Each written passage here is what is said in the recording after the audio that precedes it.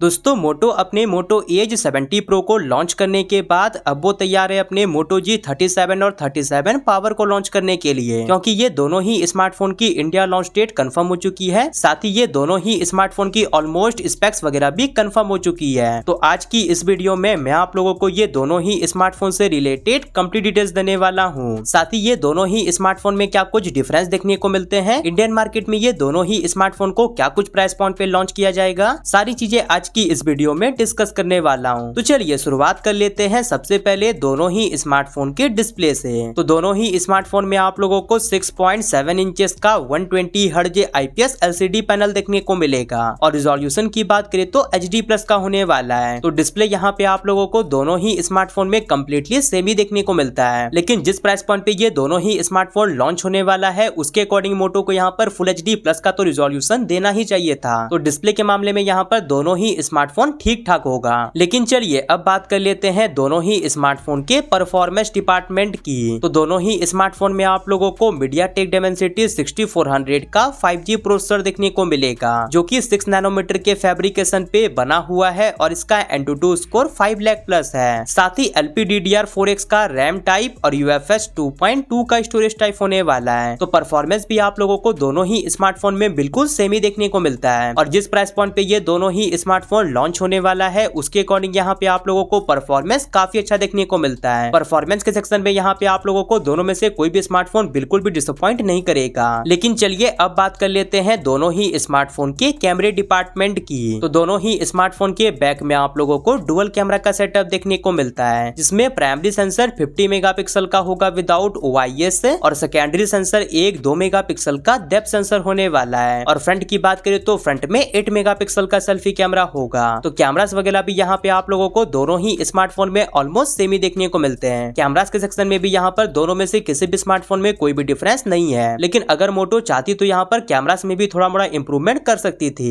At least 13 megapixel का तो selfie camera देना ही चाहिए था। साथ ही ये दोनों ही स्मार्टफोन को out of the box Android 16 के साथ लॉन्च किया जाएगा, जो कि मोटो के हेलो UI पे रन करेगा। और अपडेट पॉलिसी की बात करें तो यहाँ पे आप लोगों को दोनों ही स्मार्टफोन में 1 ईयर का एंड्रॉइड अपडेट और 3 ईयर का सिक्योरिटी अपडेट देखने को मिलेगा। साथ ही बात करें अब ये दोनों ही स्मार्टफोन के बैटरी और चार्जिंग डिपार्टमेंट की, तो मोटो जी 37 में आप लोगों को 5200 mAh की बैटरी देखने को मिलेगी और स्मार्टफोन 20 वाट की वाइड चार्जिंग को सपोर्ट करेगा। लेकिन मोटो जी 37 पावर में आप लोगों को 7000 mAh की बैटरी देखने को मिलेगी और स्मार्टफोन 30 वाट की वाइड चार्जिंग को सपोर्ट करेगा। और ऑफकोर्स दोनों स्मार्टफोन के बॉक्स में आप लोगों को अडेप्टर भी प्रोवाइड करवाया जाएगा। तो हाँ, बैटरी और चार्जिंग के मामले में तो यहाँ पर क्लियरली मोटो जी 37 पावर विनर है। साथ ही अब बात करें दोनों ही स्मार्टफोन के अदर फीचर्स की, तो दोनों में ही आप लोगों को साइड माउंटेड फिंगरप्रिंट स्कैनर का सपोर्ट देखने को मिलता है और फेस अनलॉक का फीचर तो है ही, लेकिन एक अच्छी बात यह है कि यहाँ पे आप लोगों को दोनों स्मार्टफोन में 3.5mm जैक के साथ SD कार्ड का भी स्लॉट देखने को मिलता है और डुअल स्पीकर का तो सपोर्ट डेफिनेटली है विद डॉल्बी एटमॉस। और एट दी एंड बात करें अब ये दोनों ही स्मार्टफोन के डिजाइन और बिल्ड क्वालिटी की, तो आप लोग देख सकते हो कि बैक से ये दोनों ही स्मार्टफोन का डिजाइन कुछ ऐसा होने वाला है, जिसमें दोनों ही स्मार्टफोन का बैक वीगन लेदर का होगा लेकिन फ्रेम पॉलीकार्बोनेट का होने वाला है। और फ्रंट में दोनों ही स्मार्टफोन में गोरिल्ला ग्लास 7i का प्रोटेक्शन होगा।